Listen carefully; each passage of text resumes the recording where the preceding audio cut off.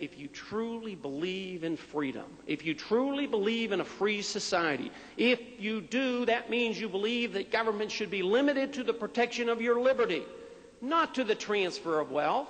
The paper money system is there to enhance those who believe in the transfer of wealth. You can transfer just so much wealth with taxation and the people rebel. But we're at the point now that we can't tax them anymore. We transferred over $220 billion worth of wealth last year that we couldn't even tax the people for. Can you imagine if we'd have proposed at the beginning of last year that we were going to raise taxes by $220 billion? Never. It wouldn't have been acceptable. But we did run up the deficit, so we delivered this to the Fed, and the Fed accommodates us. The Fed accommodates the politician, and the politician gets reelected. So what does he do?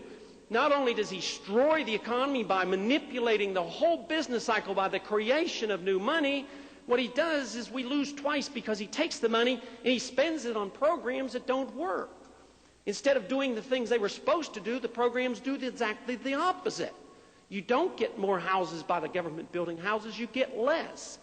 And I also have come to the conclusion that in the last few years that you don't even get more defense when you spend more money in the military budget. You get less defense for that.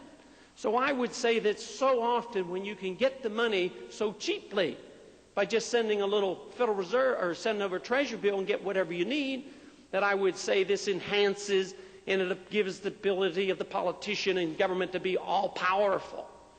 And that, to me, is our great threat, because the programs are a threat to our freedom. The money, as it's being destroyed and as it's being inflated and causes the crises that we see around the world. And the best example, of course, is at our border in the South. Those crises threaten the political freedoms. I believe that if we could have a free society and sound money and gave up all our material assets, I believe that if we had our freedoms, we could survive without any difficulty whatsoever.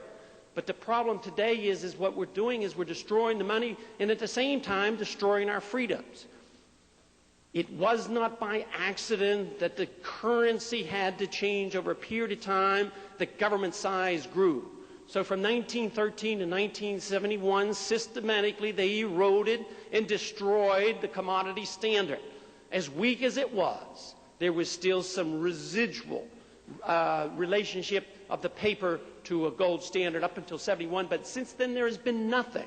And it's for this reason you see the escalation of spending, government programs, and no restraint whatsoever. So it is this participation between the politicians and the central bank which not only threatens our economic security, which is secondary to the threat to our individual freedom.